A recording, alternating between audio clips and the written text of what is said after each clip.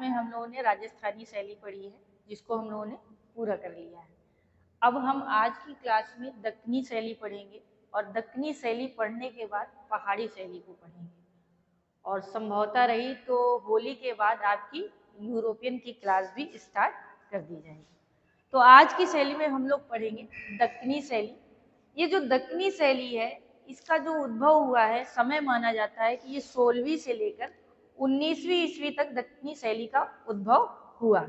ठीक है, दक्कनी शैली जो है दक्षिण से है इसका संबंध, और ये शैली मुगल साम्राज्य से प्रभावित शैली मानी जाती है। माना जाता है कि इसमें जो प्रभाव हमको दिखता है वो ज्यादातर मुगल शैली या मुगलों का प्रभाव या मुगल साम्राज्य का प्रभाव इस शैली में हमें दिखाई देता है।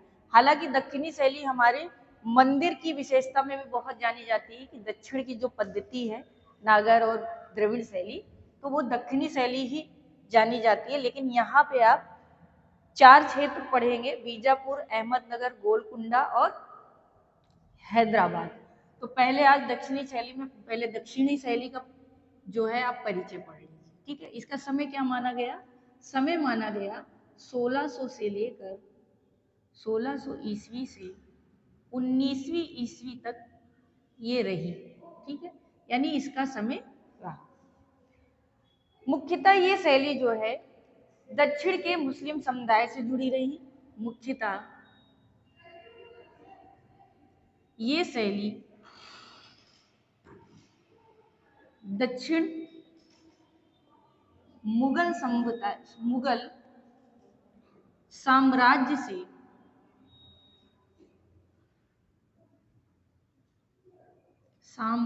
से प्रभावित रही। ठीक है,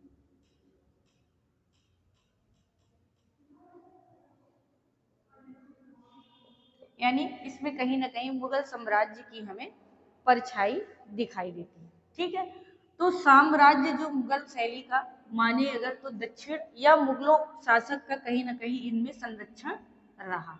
ठीक है, दक्षिण या दक्षिणी कहिए, बहुत से लोग दक्षिण ज्यादा बोलते हैं, दक्षिणी कम बोलते हैं। ठीक है, फिर इसके बाद जो है बहमनी साम्राज्य आता है दक्षिणी शैली में ही। क्या? बहमनी साम्राज्य। इसकी जो है स्थापना किसने की थी? तो इसकी स्थापना अलाउद्दीन हसन बहमन अलाउद्दीन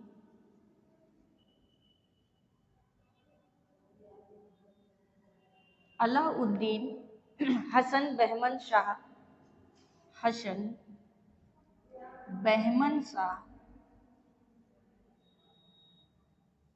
ठीक, बहमन शाह के द्वारा 1347 ईस्वी में। कब?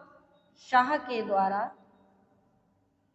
1347 ईस्वी में इस बहमनी साम्राज्य की स्थापना की गई। ठीक है, यानी जो बहमनी साम्राज्य है ये दक्षिणी शैली से ही संबंधित है। ठीक है, बहमनी शासक सुना होगा आप लोगों ने, हिस्ट्री में पढ़ा होगा, बस यहाँ पे थोड़ा सा पढ़ना है कि बहमनी साम्राज्य की स्थापना किसने की थी? तो हसन बहमन शाह के द्वारा 1343 में कर दी गई थी। अब बात करते हैं कि इस शैली में किस किस शैली का, यानी किस किस शैली का प्रभाव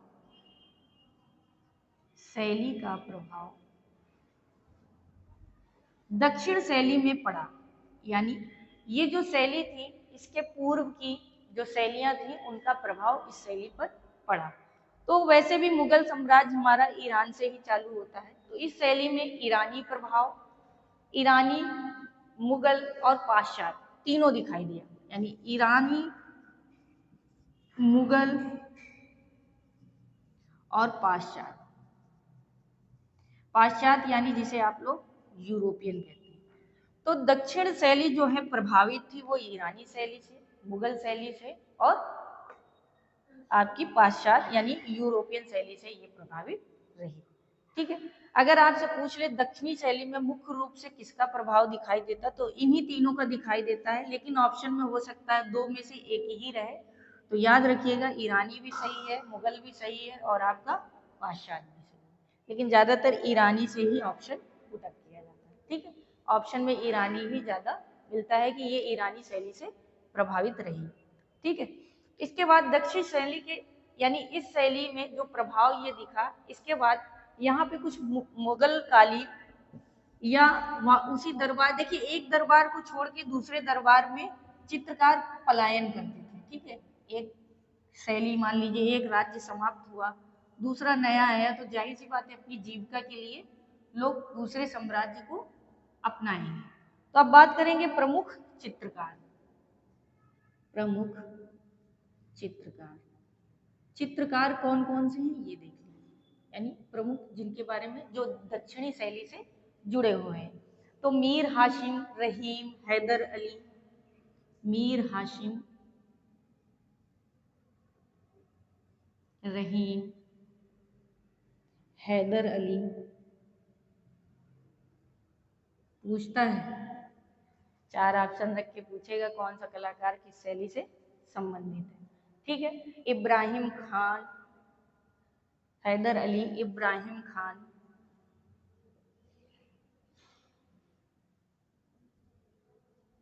आज सुस्ती लग रही दवा खाने के बाद। मोहम्मद तजाली, अली शाह, मोहम्मद तजाली, अली शाह, ये सब क्या है, इस शैली के यानी दक्षिणी शैली के मुख्य कलाकार के रूप में जाने गए। यहाँ से एक उत्कृष्ट यानी दक्षिणी शैली से एक उत्कृष्ट यानी या श्रेष्ठ मानिए उत्कृष्ट चित्र प्राप्त होता है दक्षिणी शैली का। कौन सा है वो? तो वो है एक हाथी जलधारा को पार करते हुए, एक हाथी जलधारा को पार करते हैं।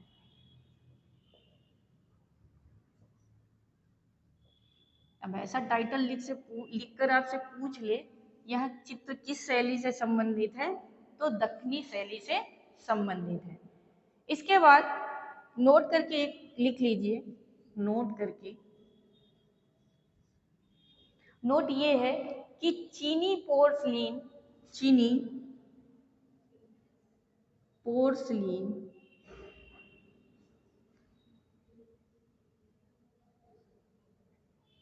ये है क्या? चीनी पोर्सलीन है चीनी मिट्टी के बर्तन। क्या है? चीनी मिट्टी के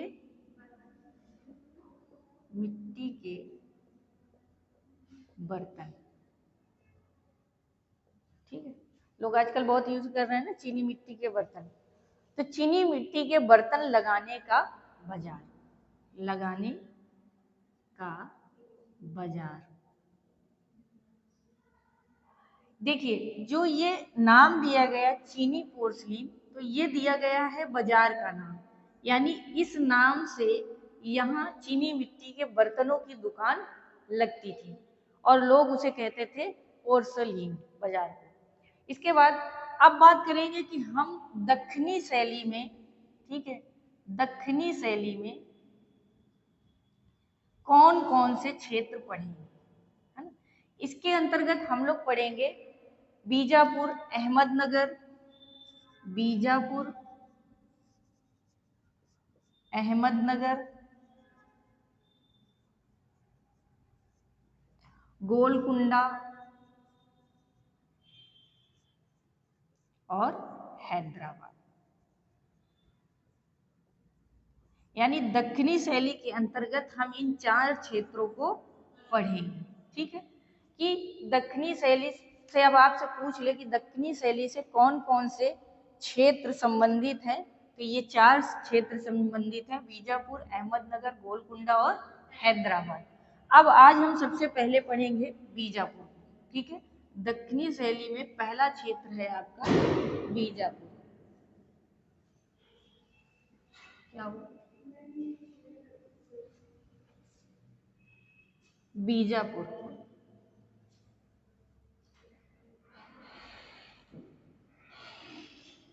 अब हम दक्षिणी शैली के अंतर्गत किस क्षेत्र की बात करेंगे? बीजापुर क्षेत्र की बात करेंगे। यानी बीजापुर राज्य की स्थापना कब और किसने की थी? तो बीजापुर राज्य की स्थापना बीजापुर राज्य की स्थापना, इसकी स्थापना कब हुई थी और किसने की? तो स्थापना 1400 ईस्वी में, 1400 ईस्वी में किसने की? यूसुफ आदिल शाह ने की। किसने की? यूसुफ आदिल शाह ने इस राज्य की स्थापना की। ठीक है, पूछ ले बीजापुर की नींव किसने रखी थी? तो 1400 ईस्वी में यूसुफ आदिल शाह ने रखी थी। इन्होंने आदिल शाह वंश की भी स्थापना की। इन्होंने क्या किया? इन्होंने आदिल शाह वंश की स्थापना की। यानी जो इनका वंश है, आगे ये शाह, आदिल शाह एक उपाधि के तौर पर हर शासक के नाम पर दिखाई देगी। अब बात करते हैं बीजापुर का प्राचीन नाम क्या था। बीजापुर का प्राचीन नाम, तो बीजापुर का प्राचीन नाम था विजयपुर। क्या था? विजयपुर। अब भाई जाहिर सी बात है, जब कोई हिंदू शासक रहा होगा तो उसने विजयपुर रखा, और मुस्लिम ने जब शासक बने तो इन्होंने क्या नाम रख दिया? बीजापुर। ठीक है। इसके बाद इन्होंने ईरानी तथा तुर्की साहित्यकारों को, किसने? यूसुफ जी ने। इन्होंने क्या किया? ईरानी और तुर्की, किसको शरण देंगे? ईरानी और तुर्की साहित्यकारों को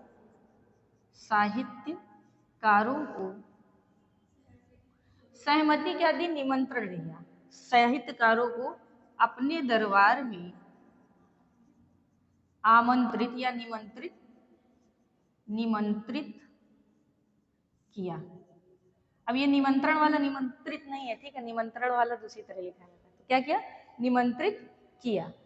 इन्हीं के संरक्षण में कुछ किताबें लिखी गई।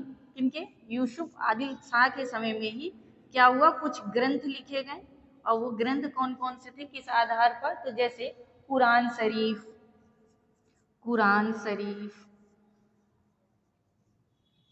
अनवर ए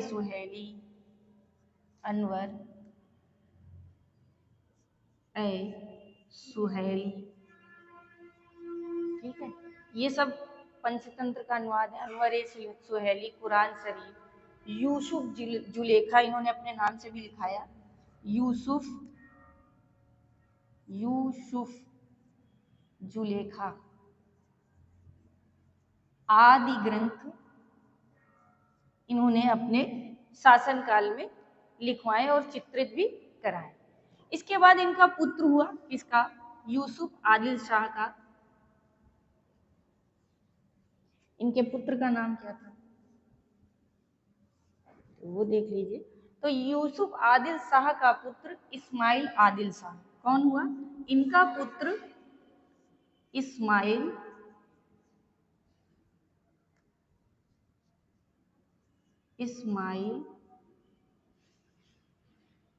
आदिल, ज्यादा हो गया, इस्माइल आदिल शाह,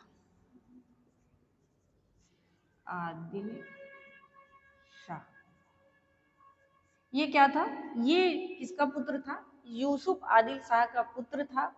और इसका समय माना गया कि ये 1558 से 1580 तक रहे। कब? 1558 ईस्वी से 1580 तक का समय इनका माना जाता है। और ये क्या था? तो ये स्वयं चित्रकार था। क्या था? चित्रकार था। यानी इसे भी चित्रकारी करनी आती थी, इसलिए ये क्या कहा कि इनके लिए कहा जाता है कि ये स्वयं चित्रकार था। इनके बाद आते हैं अली आदिल शाह प्रथम। कौन आते हैं? अली आदिल शाह प्रथम। ठीक है, अली आदिल शाह प्रथम। इनका जो समय था वो था 1580 से कब तक रहेंगे? 1580 थे समथिंग माना जाता है, ठीक है। 80 से इनका शुरू होता है और ये कुछ समय तक चले हैं, ठीक है। इतना लिख लीजिए, इसके लिए इतना ही मिलता है। और इनकी जो बेगम थी, इनकी बेगम की ही ज्यादा चर्चा है। बेगम, इनकी बेगम कौन थी? चांद बीबी, सुना होगा आपने, ठीक, चांद बीबी। तो ये जो है क्या थी, इन्हें चांद सुल्ताना भी कहीं कहीं कहते हैं। क्या कहते हैं? चांद सुल्ताना भी कहा गया है। अब जैसे सुल्तान है तो सुल्ताना भी कहा गया है, भाई सुल्तान हो गई तो उनकी अच्छा सुल्ताना, ठीक है, सुल्तान के चक्कर में। चलिए, चांद बीबी और इनकी इन्हीं की पत्नी को चांद सुल्ताना भी कहा गया, ठीक है। चांद बीबी का जो शौक था, यानी जो इनकी बीबी है, इनको जो शौक है वो था सितार बजाना और फूलों के चित्र बनाना। तो इनका शौक क्या था? सितार बजाना और फूलों के चित्र बनाना, फूलों के चित्र बनाना। दिख रहा है कि नहीं? पता चले कट रहा हो। चलो, तो इन्होंने क्या किया, इनको भी थोड़ा सा जो चित्रकारी पे रुचि थी, तो सितार बजाना तो इनका शौक था, लेकिन ये बीच बीच में क्या करती थी, चित्रों के भी दृश्य, किसके? फूलों के चित्रों के दृश्य भी बनाया करती थी, ठीक है। इसके बाद इनका जो मकबरा बना है, यानी भाई देखिए, हर आदमी अपनी बीबी का मकबरा बहुत अच्छा बनवाया है, ठीक है। मुगल संप्रदाय में ये आपको जरूर मिलेगा। औरंगजेब की बीबी का मकबरा कहाँ है? औरंगजेब की बीबी का मकबरा कहाँ है? हम्म?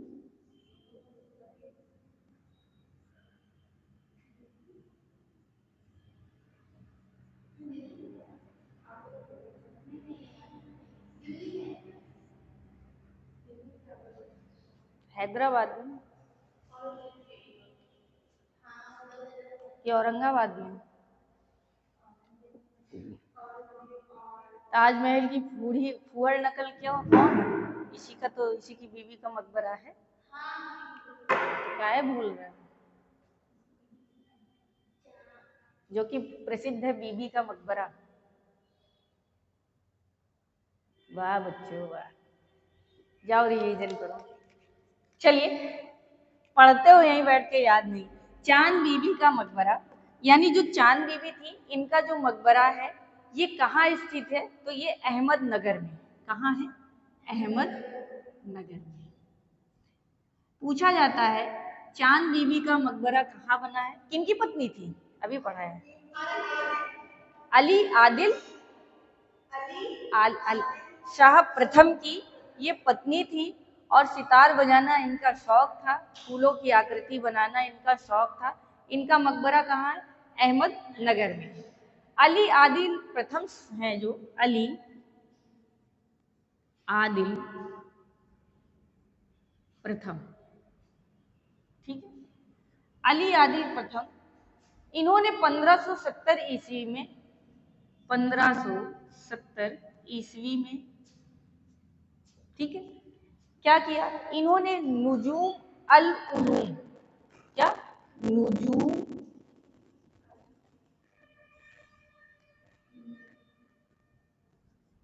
नुजूम अल उलूम, ठीक है। ये क्या है? नुजूम उल उलूम या अल उलूम। जो अल उलूम है ये खगोल विधा का एक ग्रंथ है। क्या है? खगोल विधा का ग्रंथ है, ठीक है। इसका इन्होंने क्या कराया था? लेखन कराया था, लिखवाया था, इस ग्रंथ को चित्रित करवाया था। या ऐसे लिख सकते हैं, किसने? आदिल शाह ने इस ग्रंथ को चित्रित किया या चित्रित करवाया, चित्रित करवाया, ठीक। अब ये जो नुजूम अल उलूम है, ये ग्रंथ जो है जब तैयार हुआ, उसके बाद इसे सुरक्षित कहाँ रखा गया? तो ये सुरक्षित कहाँ है, और ये नुजूम उल उलूम में है क्या, मतलब किस चीज का वर्णन है, ये आप पहले बताइए क्या हो सकता है।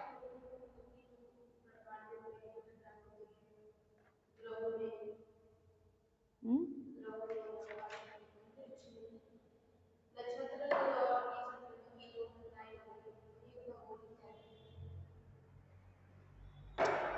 ये जो है एक तरीके का इसमें जो वर्णन मिला है, इसमें मिला है वर्णन नक्शे का।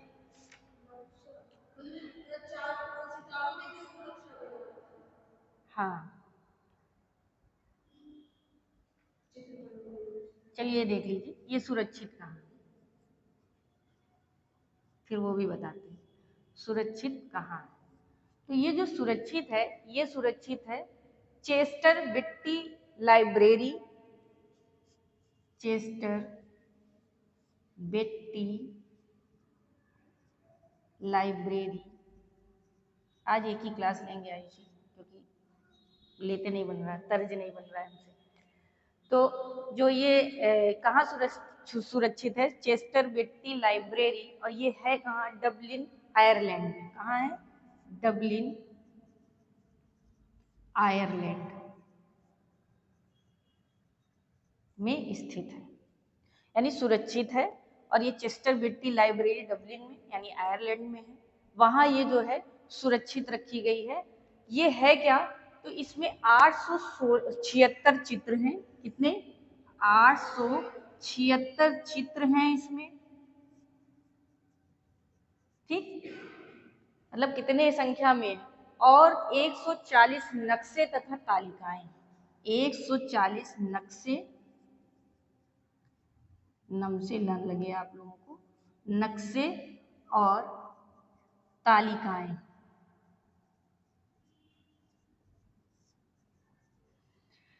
पहले बताया ना कि खगोल विद्या का ग्रंथ है, तो खगोल का मतलब ही होता है कि नक्शा वक्शा हो। तो इसमें जो नक्शे बनाए जाते होंगे उस समय, तो उन नक्शों का वर्णन है इसमें, और 176 चित्र समथिंग इसमें बने हुए हैं, ठीक है। अब इसके बाद बात करेंगे, जो क्वेश्चन सबसे ज्यादा पूछा जाता है, गोल गुंबज क्या है, कहाँ है गोल गुंबज।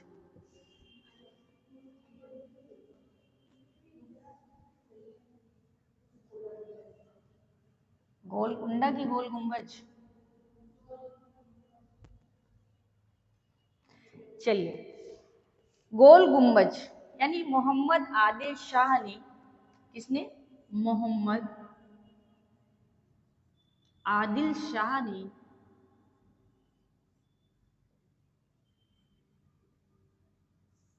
ठीक, इन्होंने किसका निर्माण कराया, गोल गुंबज का निर्माण कराया। किसका, गोल गुंबज का निर्माण कराया। अब आपसे पूछ ले कि गोल गुंबज का निर्माण किसने कराया, तो मोहम्मद आदिल शाह ने कराया, ठीक है। और ये है कहाँ, तो बीजापुर कर्नाटक में। कहाँ स्थित है, बीजापुर, और बीजापुर कहाँ है, कर्नाटक में, ठीक है। यहाँ पे ये बनाया गया है, ठीक। बीजापुर के सुल्तान मोहम्मद आदिल शाह का ये क्या है, मकबरा है। किसका है, बीजापुर के सुल्तान आदिल शाह का मकबरा है। ये बीजापुर के सुल्तान ही हैं, तो इन्हीं का क्या है, ये मकबरा है। हम शॉर्ट में लिखे दे रहे हैं, आप लोग अपना लिख लीजिए। तो ये मोहम्मद आदिल शाह सुल्तान का जो है मकबरा है, ठीक है। इसका वास्तुकार कौन है, यानी इसको बनाने वाला कौन है, वास्तुकार, यानी इसका निर्माण करने वाला कौन है, उसका नाम जरूर याद रखिएगा। तो फारसी फारसी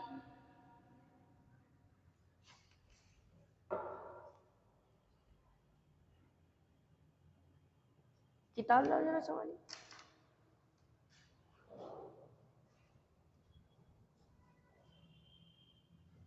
अच्छा ठीक है, फारसी वास्तुकार दाबुल के याकत, याद आ गया, दाबुल के याकुत, ये जो है किसके वास्तुकार है, गोल गुंबज के वास्तुकार हैं। और कब निर्माण हुआ था, तो 1656 में। कब हुआ, 1656 ईस्वी। इससे क्वेश्चन पूछता है कि गोल गुंबज कहाँ है, तो गोल गुंबज बीजापुर कर्नाटक में, ये क्वेश्चन आ चुका है।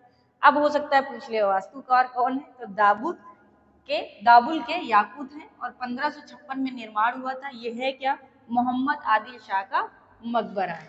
ठीक है, फिर इसके बाद अली शाह, इसके बाद कौन आए, अली शाह। अली शाह ये कहा जाता है कि निजाम उल मुल्क, निजाम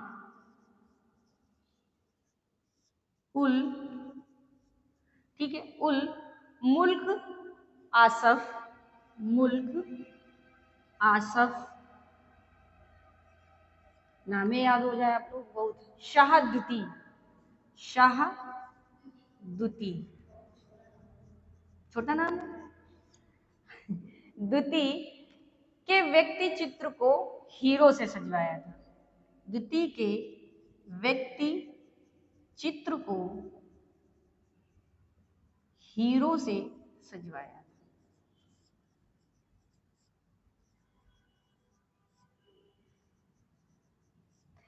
देखिए अब क्वेश्चन दो तरह से पूछेगा, निजाम उल मुल्क आशफ शाहदुती का व्यक्ति चित्र का निर्माण किसने करवाया था, अली शाह ने करवाया था। मोती से किसने सजवाया था, अली शाह ने सजवाया था। या आपसे लिख के पूछ सकता है, निजाम उल मुल्क आसफ शाहदुती का व्यक्ति चित्र किस शैली से प्राप्त होता है, तो बीजापुर शैली से प्राप्त होता है। ठीक है, इसके बाद इनका भतीजा हुआ, किसका, अली शाह का भतीजा। भतीजा कौन था, तो भतीजे का नाम था इब्राहिम, इब्राहिम आदिल शाह। क्या था, इब्राहिम आदिल शाह। तो जो ये इब्राहिम आदिल शाह थे, इन्होंने इस शैली में दो चित्र बनवाए। क्या करें, दो चित्रों का निर्माण करवाया, दो चित्रों का निर्माण करवाया। अब ये जो दो चित्र हैं वो कौन कौन से हैं, तो पहला चित्र है, प्राप्त होता है सघन वन में खड़ी स्त्री, सघन वन में खड़ी, घड़ी न लिख दिया है, खड़ी स्त्री। और जो दूसरा चित्र था वो है हाथियों की लड़ाई। क्या है, हाथियों की लड़ाई। ये दो चित्र किसने बनवाए, इब्राहिम आदिल शाह ने, जो कि किनका भतीजा था, अली शाह का ये भतीजा था। और ये दो चित्र पूछे जाते हैं कि सघन वन में खड़ी स्त्री का चित्र किस शैली से प्राप्त हुआ है।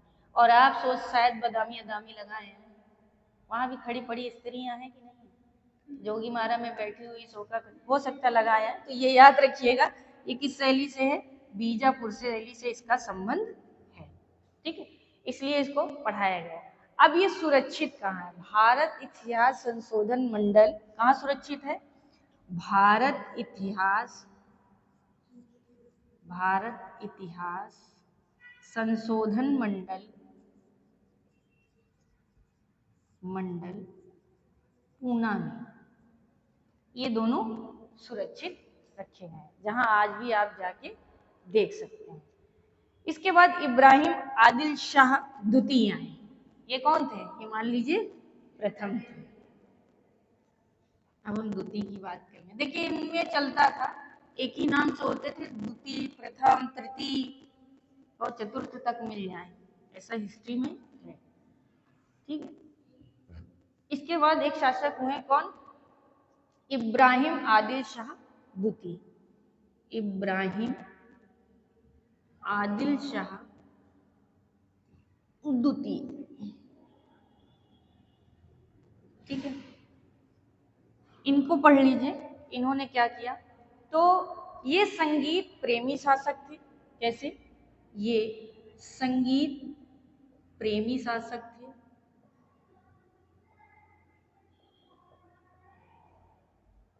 ठीक है, और ये किस ताल को पसंद करते थे, तो ध्रुपद को। गायकी कौन सी प्रसिद्ध थी इनकी, गायकी ध्रुपद।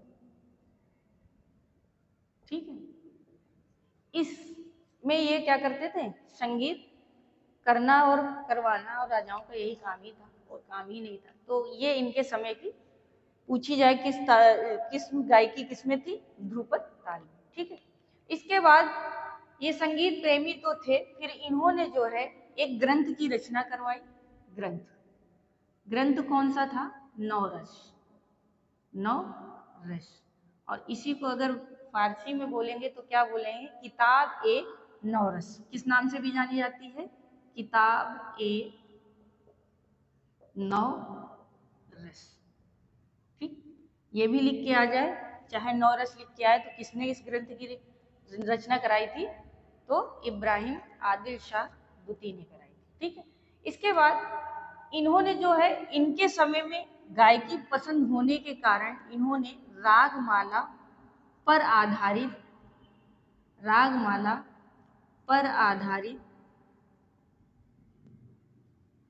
चित्रण करवाया, या चित्रण होता था, दोनों लिख सकते हैं इनके राज्य में। भाई राग से संबंधित इनके समय में चित्र मिलने लगे थे। उसके बाद गुजरात यानी गुजराती क्षेत्र की या गुजराती शैली की झलक में, ठीक है, और राजपूताना इनके चित्रों में देखने को मिलता था। ठीक है, इनके समय के बने चित्रों में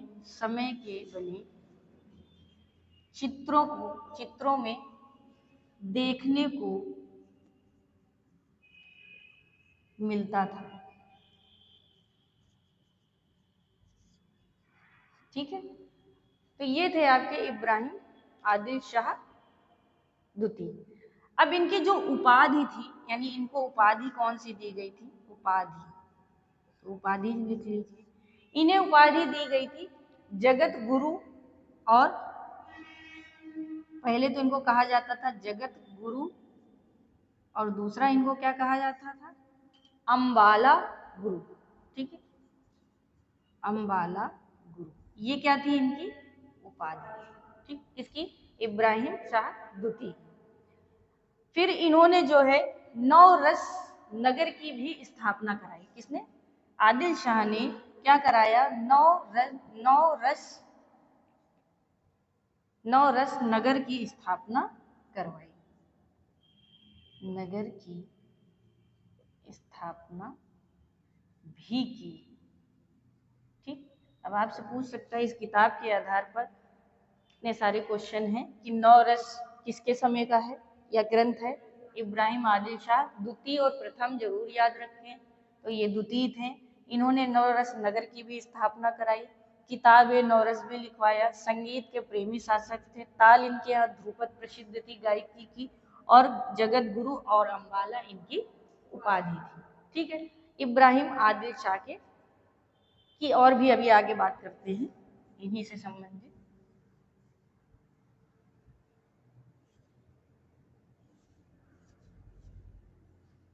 छोटा पड़ जाता है वो।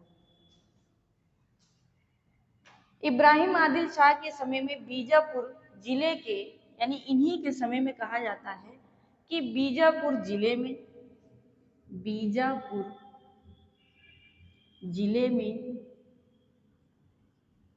ठीक है, जिले में धारागृह भित्ति कुमातगी,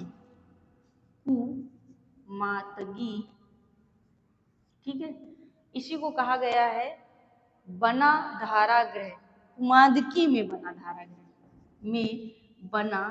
धारागृह, ये धारागृह है। ये इसमें जो दृश्य है ये भित्ति चित्र है। क्या है, भित्ति चित्र है, यानी दीवार पर बना। ठीक है, भित्ति चित्र है, और इसमें सबसे प्रसिद्ध दृश्य इन्हीं का प्राप्त होता है। यानी जो सबसे प्रसिद्ध दृश्य प्राप्त हुआ है, तो कौन सा प्राप्त हुआ है, तो कहा जाता है चौगान का दृश्य। ठीक, यानी कि कुमातगी में बना एक धारागृह, एक भित्ति चित्र है जो इन्होंने बनवाया था। उसमें जो दृश्य सबसे ज्यादा प्रसिद्ध है वो कौन सा है, तो चौगान का दृश्य इस भित्ति चित्र में बहुत ज्यादा प्रसिद्ध है। यानी पैनल में होगा, लेकिन प्रसिद्धि सबसे ज्यादा किसकी है, चौगान की। और कहा जाता है कि इब्राहिम आदिल शाह का समय, यानी इन्हीं का समय बीजापुर शैली का उत्कर्ष काल था। क्या था? उत्कर्ष काल था, यानी इन्हीं के समय में इस शैली को बहुत उत्कृष्टता प्राप्त हुई। इसके बाद कहा जाता है कि इन्होंने क्या किया था? जहांगीर को एक छवि, जिसे आप कहते हैं व्यक्ति चित्र, भेंट में दी। कैसे? उपहार स्वरूप। ठीक है, इन्होंने बनवाया और बनवाने के बाद उन्हें भेंट स्वरूप अपने दरबार में दिया। फिर कहा जाता है कि बीजापुर के दरबार में कौन सा मुगल चित्रकार रहता था? तो वो कौन था? फारूक बेग।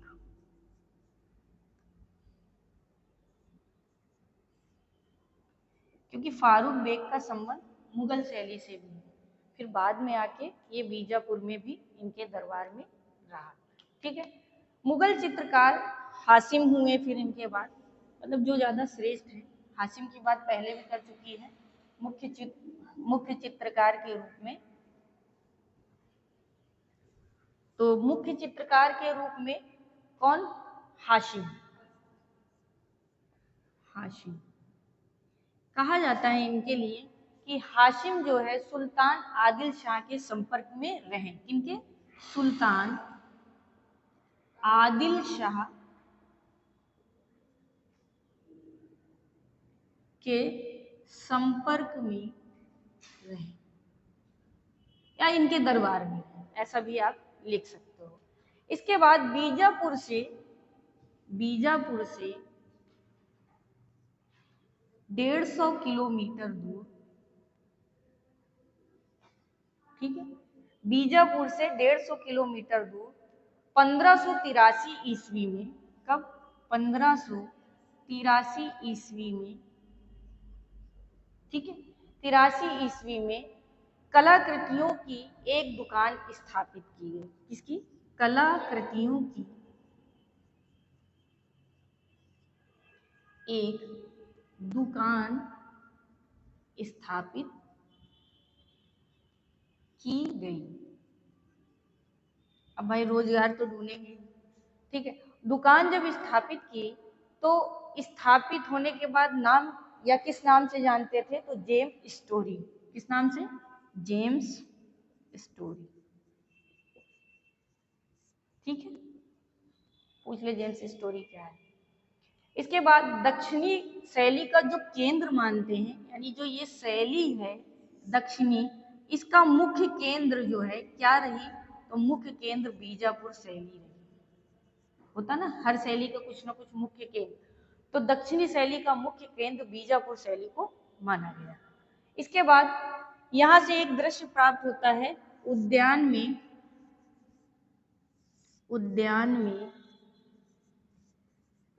राजकुमारी। ठीक है, क्या है?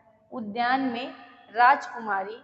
यह चित्र जो बना हुआ है, इसमें जो प्रभाव है या किस शैली में है?